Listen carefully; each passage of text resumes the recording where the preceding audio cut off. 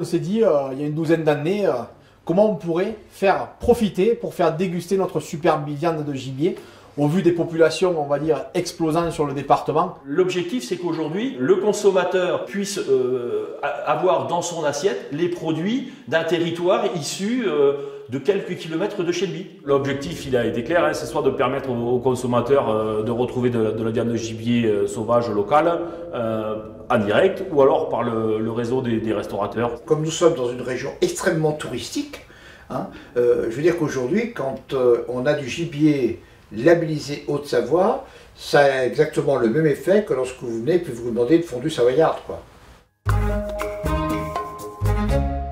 La viande de gibier, d'abord, c'est une viande saine, maigre. C'est une viande 100% naturelle, locale et sans empreinte carbone. Voilà, l'approvisionnement, il est sur place, on est au cœur de l'Aubrac.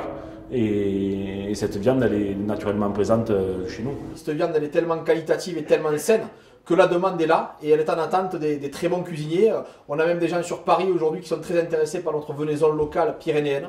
Nous, on fait une cuisine française et régulièrement une cuisine aveyronnaise pour être encore un peu plus précis. Et donc voilà, là on est au plus proche du produit.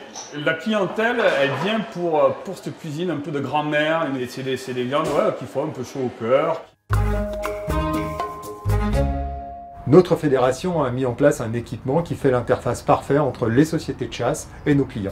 La fédération, donc, en s'appuyant sur les chambres froides des sociétés de chasse, a constitué un réseau de chambres froides et elle l'a complété par des chambres froides collectives qui appartiennent à la fédération et dans lesquelles les sociétés de chasse donc, à proximité viennent déposer les carcasses pour pouvoir être collectées par le prestataire. Nous achetons le gibier à des sociétés de chasse et nous le revendons à des clients qui sont majoritairement des restaurateurs. C'est notre rôle, on est des facilitateurs de projets, on est là pour mettre de l'huile dans les rouages, de mettre en relation les bonnes personnes. La fédération, donc effectivement, apporte un dossier clé en main, c'est-à-dire qu'on remplit toutes les déclarations, une chambre froide qui doit être déclarée, tous les papiers sont remplis de telle sorte à ce que la société de chasse soit parfaitement claire. On s'assure aussi que toutes les exigences sanitaires minimales requises sont bien là, y compris des chasseurs formés, disponibles pour la société de chasse, formés à l'examen initial du gibier sauvage. La filière a commencé sur un petit bout du département. Aujourd'hui, elle s'est étendue à l'ensemble du département où on a tout un tas de sociétés qui, chaque semaine, chaque mois, nous contactent pour pouvoir rejoindre la filière et amener des carcasses, que ce soit cerf, chevreuil ou sanglier. C'est un projet magnifique qui réussit au travers de la Fédération des chasseurs, au travers de toutes nos collectivités locales qui ont apporté leur soutien financier aussi bien le département que la région, et une entreprise privée au travers d'un abattoir local aussi, au travers d'une distribution locale de produits de venaison.